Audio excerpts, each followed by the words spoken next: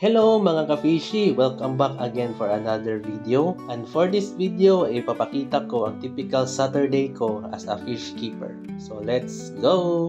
At dahil Saturday nga ngayon ay nakaset na ang aking mga schedule. So first of many things to do ay bibili muna ako ng Chubifex. At tamang-tama, hindi pa ako nakapagbiyahe kaya nakabili pa sila sir ng isda ko. Maraming salamat sa pag-avail ng isda ko mga boss. Meron pang bumili, hindi ko lang nakuna ng vid at picture.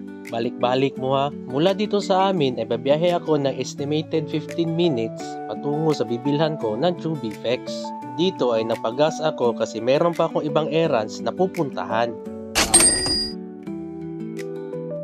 Ito nga ang time-lapse ng pagbiyahe ko mula Calamba, Misamis Occidental papuntang Napilan sa Pangdalaga, Misamis Occidental. So pasensya na, medyo shaky ang video kasi ang gamit ko dito ay aking phone.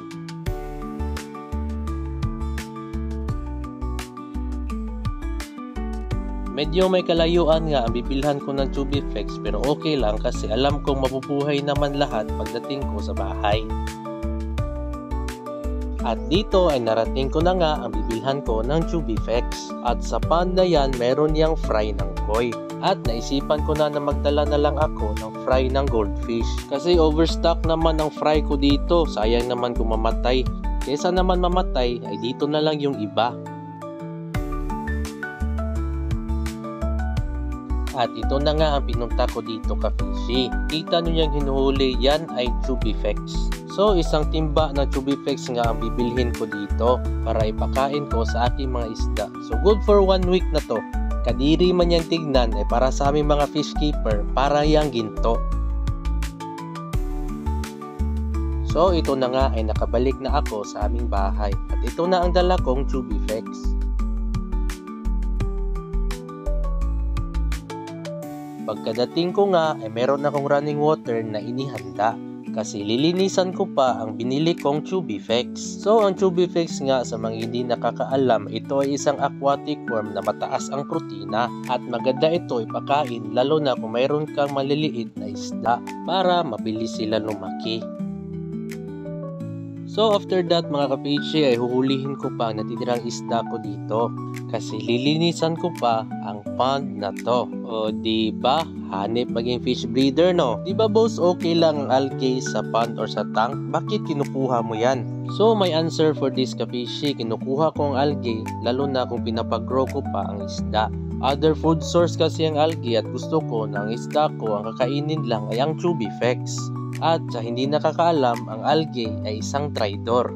Bakit? Pag may sunlight, nagproproduce sila ng maraming oxygen through the process of photosynthesis. O diba? Hanip no? Maraming oxygen ang water mo, so sure na goods ang fish mo. Pero paggabi, dyan ka makakaproblema. Opposite ang ginagawa ng algae at night mga ka-fishy. Instead na naproproduce sila ng oxygen ay ginagamit nila ang oxygen. Kaya pansin nyo, maraming namamatay na isda tuwing gabi, lalo na sa mga aquarium or ponds na kulang ang water movement. Kasi marami nang nagkukumpit ng oxygen sa tubig mo. Kaya yan ang rason why kinukuha ko ang algae. O diba? Linis no? At pagkatapos kong linisan ang pond, it's culling time! Dito mga ka-fishy, siniselect kong isda na pasok sa standards ng Goldfish Show. 11 ng tanghali nga ako nag-start mag-cull ka-fishy at nag-end ako ng 3 o'clock kasi meron na naman akong i-deliver sa Plaridel, Misamis Occidental.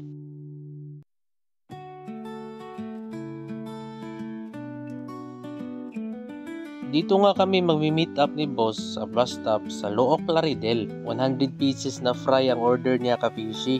At hindi katagalan ay dumating na si boss at pinick up na niya ang kanyang order. So salamat sa pag-support bossing. While nandito na nga ako sa Plaridel ay pinick up ko na lang itong viewing tank. Viewing tank ko to ng aking mga guppies at pwede din sa molly.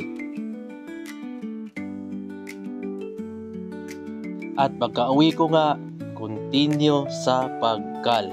Meron pa kasi akong natira dito mga fry na hindi ko nakal mga ka-fishy. So naabutan nga ako ng hapon dito ka-fishy, kaya pinakain ko na lang ang aking isda. At after nito ay lilinisan ko pa ang isang pond na paglalagyan ko ng mga naselect ko na fry. Hindi ko na nga nakuna na video ang paglinis ko sa isang pond ko ka-fishy kasi lobat na ang phone ko. So time check tayo, it's 5:11 ng hapon. At katatapos ko lang maglinis ng pond na to. Ayun, dalawang pond na to.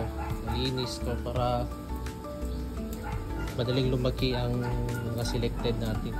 At tapos na rin ako magkal ng goldfish. So haggard na ako kapishi. Parang bukas na ako magkakal ng gabi. Papagod na ako kasi. Masarap na mag-relax. Kaya bukas na lang. So nakakapagod talaga kapishi. Maging fish breeder. Pero okay lang.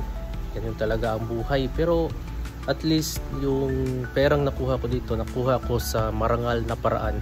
At hindi sa anumang kalukuhan or worst sa issue ngayon sa pagnanakaw. So happy Saturday. Kaka-relax ako mamaya. So yun lang for this day at for this video kapishi. Peace out.